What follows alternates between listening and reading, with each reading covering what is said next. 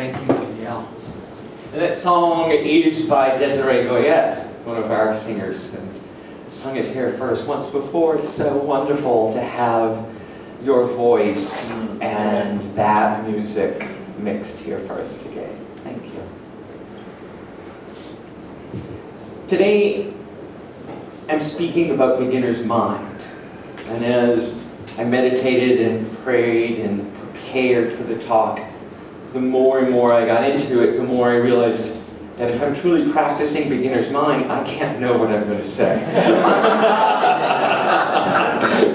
I can't possibly figure out how it's all supposed to fit together and be truly demonstrating beginner's mind. So I wrestled with having these wonderful stories for you and all the structures of fabulous storytelling in the homiletics classes I've taken, and then, okay, goodbye. But this quote, I think, is important. And to show how much in beginner's mind I am, I forgot my clicker. The beginner's mind, there are many possibilities. But in the experts, there are few. And that idea that we can let go of being an expert, we can let go of knowing that. Oh, I've got that. Yeah, I took that course, check. Right? I took that course back in college. Or life has taught me. Oh, really? Life has taught you that. Beginner's mind is the ability we have and the choice we make to set aside all of our knowing, our prejudices, our life experiences, our ideas, and our precious, precious opinions, and put them on the shelf for a while. Yes, your opinions. I think it should go this way. Take those precious opinions and put them up on the shelf, even just for a little bit, and to step back and say, what's really going on here? What really is the reality in front of me, devoid of my opinion and my worldview? Is there something more that I'm missing because my own thoughts are blocking it? My own ideas are limiting it? My own fears stifling what could be?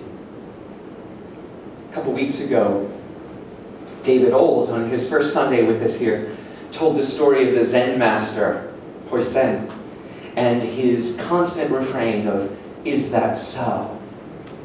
Is that so?" For those of you who weren't here, I'll do a brief recap. Hoisen was an amazing, amazing Zen master, revered all through the community. And people would always come up to him and say, "Oh, master, you are so wise." To which he would respond, "Is that so?" "Oh, you were so gracious." Again, "Is that so?" "Oh, you are so magnanimous." "Is that so?" When the neighbor, young teenage daughter, became pregnant, they berated her and asked her, "Who is the father? Who is the father? Who is the father?" Under that pressure, she finally named Hoisen. And the parents, outraged, stormed next door to tell him what a scoundrel and what a dirty old man he was. To which he responded, "Is that so?" When the baby was born, they delivered the baby to him and they said, "Here, this is your child, you take care of it." And again he said, "Is that so?" He raised the child until the father, the true father, who had left in order to establish himself and to make enough money to take care of his girlfriend and their child, returned to claim his family. And the parents came back and apologized profusely to Hoisen, telling him that there was they were so wrong, and that he was a wise and magnanimous and generous man. And again, he responded, Is that so? And in that moment, he had peace. In every moment, in every step along the way, he had peace of mind. He had the possibility of all of life because he let go of what he thought people, or what was important that people thought of him, or what he thought of himself. And asked at every moment, is that so? Can you imagine what it would be like if you went through every thought you have and just asked that question? Is it so? I should go on vacation. Is that so? I should take care of my mother. Is that so? It's my responsibility to take care of that person. Is that so? In every moment, in every situation, to open to beginner's mind, to let go of what we think we should do. I mean, I bring up mother because today, as soon as I leave here, I get on a plane and I fly to New Orleans to help take care of my mother. There are things going on in her life, and my siblings and I are all trying to figure out what the next right step is to do. And every day, I struggle with it mentally, personally. And every day, I don't know what the next right step is. So I ask myself, is that so? Mom needs me. Is that so? And sometimes I can come up with the answer, I need me. I need me, or Roma needs me, or the church needs me. And I ask again, is that so? Well, you know, Unity San Francisco has been here 96 years. It will survive a day or two without me. Or a month or two, as we demonstrated when I was gone this summer. And when we can realize that in our thinking and in our mind, we are the center of the universe. Right? There was this huge revolution in Galileo when he realized that the sun does not revolve around the earth, but the earth around the sun, and he was jailed for even thinking of it. But how true is that for each and every one of us? That we think the whole world revolves around us. That if they only did it the way I think they should do it, the world would be a better place. If only the politicians would listen to me. If only my children would listen to me. Well, much less my spouse. Listen to me. And again, in the Zen practice of beginner's mind, we get to take ourselves out of the center of the world and ask, is that so? Can I be just a small participant in life? Can I be fully present to the current moment? Because what happens when we don't is that we limit our good. I'm starting the Absolute Abundance class on Wednesday again this week. So yeah, I'm flying to New Orleans and coming back on Tuesday with Roma and coming here and teaching on Wednesday. Because I asked, is that mine to do this week? And I decided it is. I may be wrong. It may not be so, but I'll know when I come back. But in the Absolute Abundance class, what's so amazing, I think I've told you we're teaching it right now in Hawaii. We're starting it here on Wednesday, and at the end of the month it starts in Pasadena. And the amazing part of it is that every week I have a conference call with these other people who are teaching the class. And we go over all the curriculum and we go through it step by step to make sure that it's all in alignment and they understand what's going on. And in every moment of that process, I get to let go of what I think it should be like. Right? In the first week of the Absolute Abundance class, we talk about beginner's mind. About how the words, I know that, or I've learned that already, are so dangerous to our unfoldment. If you've taken a prosperity class before, or you've taken any of the unity classes and you think you got it, ask yourself, is that so? And then look at your life. Look at what is around you, what you like and what you don't like, the things that you still are struggling with after all these years, and ask, do I really know all I think I know? And do what I think I know, is it serving me?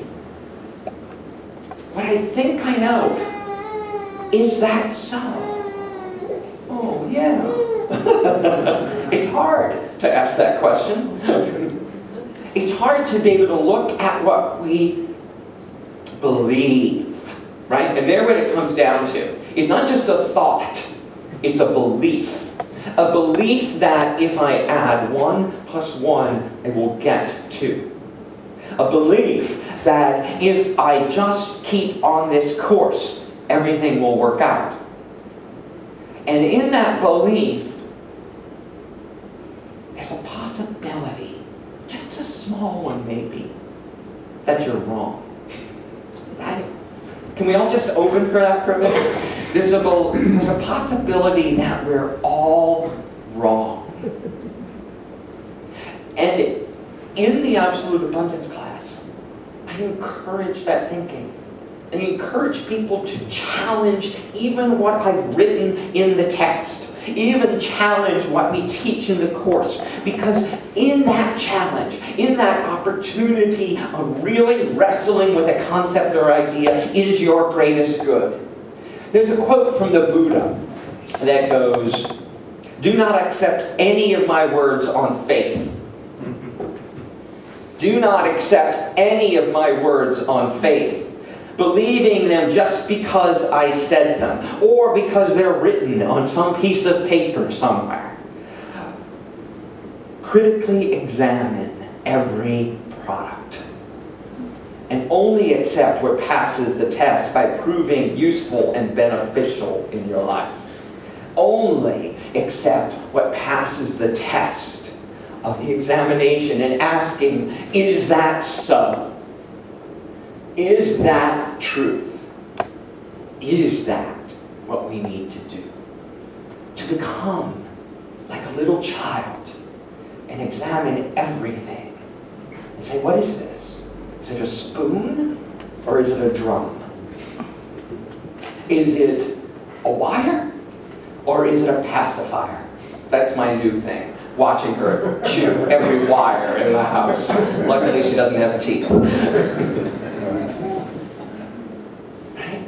And in that moment, we open ourselves to incredible possibilities. In her poem, When Death Comes, Mary Oliver quotes a line, that says, it's over.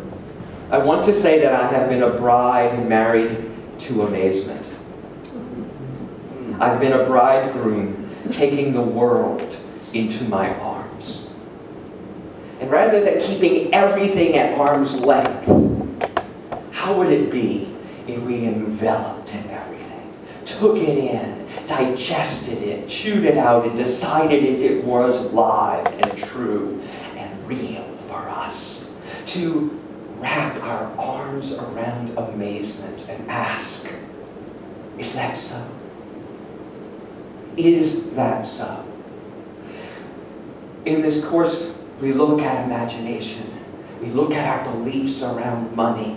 We look at forgiveness. We look at surrender.